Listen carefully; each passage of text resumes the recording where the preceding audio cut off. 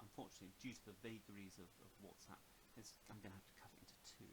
So this is part two, where I'm going to look at Bud being established and quite a few of those stories about Bud. I hope you enjoy it. Any doctor setting up in practice had one great problem, and that was becoming established. The only payment you get is from patients, and most patients see the physician or doctor that they know best and trust. So unless you can get your name known, then you won't be able to pay any of your bills. There were various rules that made it even more difficult to become recognised. You couldn't advertise more than just a small plaque outside your door, and if you didn't conform to their rules, then the local doctor elite would ostracise you and stop you practising in the town. Either you'd have to stop and try to set up in another town, or worse than that, you would turn to the dark side and practice alternative or quack medicines. And we have many examples of this. But here Bud was lucky.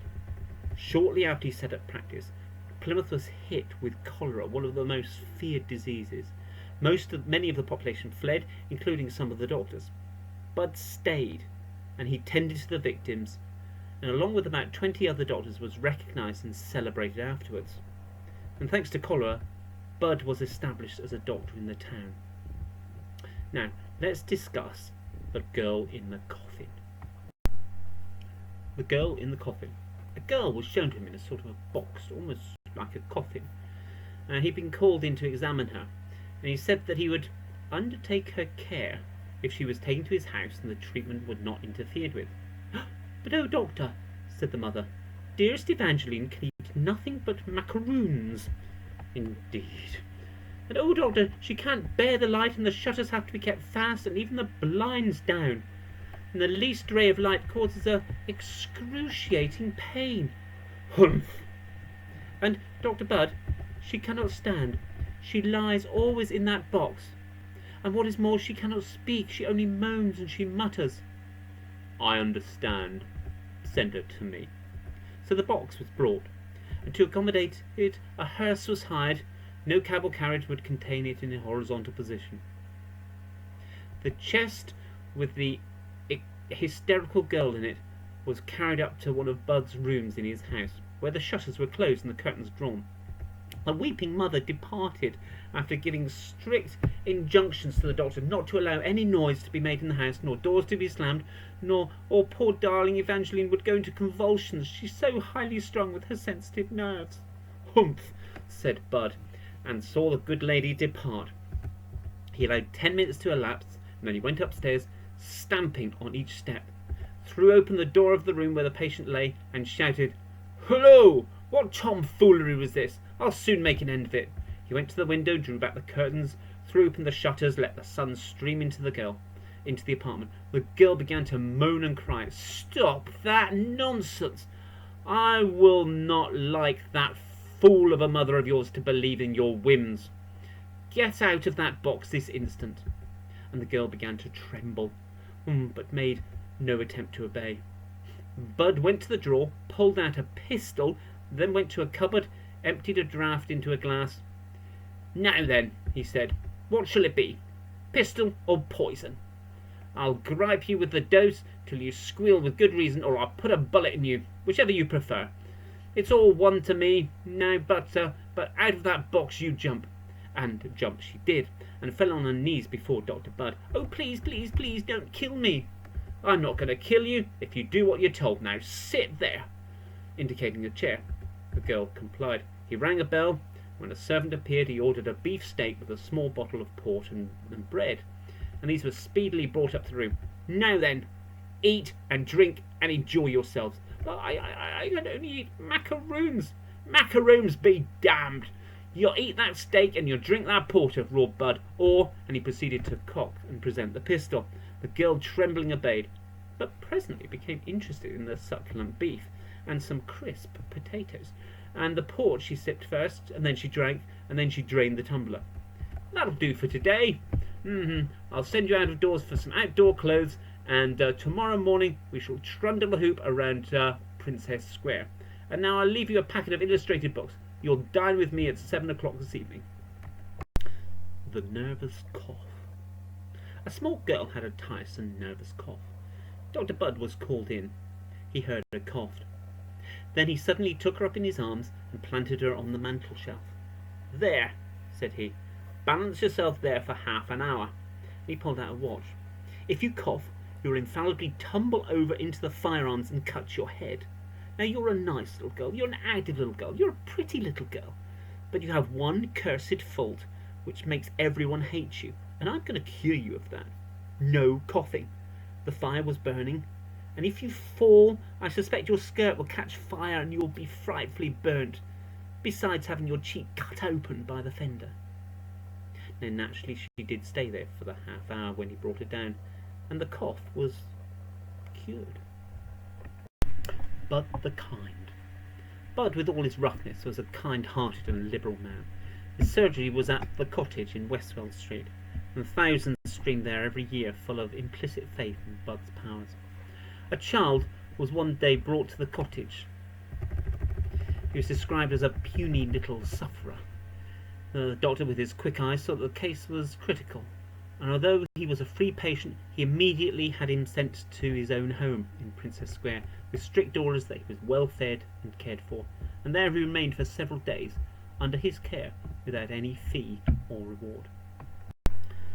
The diagnosis. Dr. Budd had an aptitude for diagnosing his patient at a glance. At one time, a young schoolmaster of Willingham, aged 22, called Horswell, visited him. He had formerly been in Plymouth, and knew of the fame of Dr. Budd. As he'd broken down in health, he'd returned to Plymouth, and 2 doctors had assured him that he'd soon recover. But he thought he would obtain the opinion of Dr. Budd. This physician examined him and told him in his usual blunt manner that he was food for worms. His right lung was gone, his left was affected. I shall give you medicine, but eat and drink well and keep out of the cold, and you'll hold on for another 10 months, but probably no longer." Horswell got better, returned to his duties at the Wesley School at Wingham, and he wrote frequently to his friends and told them how much better he was, and jeered at Bud's prediction. About 8 months after his return, he announced to his friends in Plymouth that he was about to be married, and again alluded to Bud's prediction. He promised to write announcing the wedding, but that letter never came. Instead, there was one with a black edge, informing his friends that Horswell had broken a blood vessel and had died suddenly. Now, the post-mortem proved that the right lung had long been gone, and a portion of the left as well. Now, this is quite interesting, because it means that Bud's actually examining his chest, and one of the things that was learned in the French medical schools was examinations of chest, particularly the use of a new invention which was invented in France, which was the stethoscope, which would be able to tell what side of the chest was actually affected, and really how much lung function was left. So I think that's quite significant there. Leeches, and read the label. A Dartmoor small farmer came to him one day, suffering from congestion on his lungs. "Now you go home and to bed at once," said Dr. Budd, "and here's a draught for you to take internally, and here's some leeches to apply externally." "Please, your honour, to write it down," said John. "Can you read?" "Yea, I can, I reckon, but my Mary, she can't." So Dr. Budd wrote down the instructions, and a week or a fortnight later, the patient called again. He was recovered. "Well," said the doctor, "you took my prescription?" "I reckon I did, they dashy things they were." "You put on the leeches, didn't you?" "I reckon I put them in, sir. I read what you wrote, and we understand what you said was that they were to be fried rather than applied. So my Mary put them in the pan, and there they were, and a pot of butter and shred of onion, and fried them live as they were, and they were cruel nasty, like bits of old leather. But Lord, for mercy's sake, doctor, I don't ask me to eat any more of them there things. I'd rather take a whole box of pills all at once." The lockjaw. Now, before I start, lockjaw is a condition whereby you have spasm of the temporomandibular muscles. It's the muscles in here, causing the mouth to just remain open, like that. Now, sometimes that can be caused by tetanus, but also it can be caused by arthritis within the temporomandibular joints, and this is what I assume this person had. And in fact, it was reasonably common in Victorian period to have this sort of arthritis, this lockjaw arthritis, and I don't know why. It might be related to diet, but anyway. A gentleman called him one day before Bud sat down to dinner and brought with him his brother suffering from lockjaw. "I'm not going to be interfered with at my table for you or for the king," said Bud. And then he said to his servant, "Here, George, lay 2 plates for these gentlemen. The one who can't speak place opposite me at the bottom of the table, and the other gentleman in the middle on my left." Whether they would or no, the 2 visitors were obliged to comply. They knew the imperiousness nature of the doctor, and that unless he was humoured, he would kick them out of his house and refuse to attend to the patient. A roast leg of mutton was placed before Dr. Budd. Very nice. He proceeded to carve a great slice, and then took it and threw the slab of meat in the face of the gentleman on the left, the brother of the man with lockjaw, who staggered back, hastily seized his napkin to wipe his face and sweep the juice from his front and from his waistcoat. Before he'd cleansed himself, slap came another slice of mutton on his face, and then slap a third. At this, the man with lockjaw just burst into a roar of laughter. "There," said Bud, "I've cured you. You'll have to pay for a new waistcoat for your brother. It's all messed up with grease." Bud and the quinsy. Now, quinsy is quite a nasty infection that you can get in the back of your throat. And it comes the same way as tonsillitis, so you get a sore throat.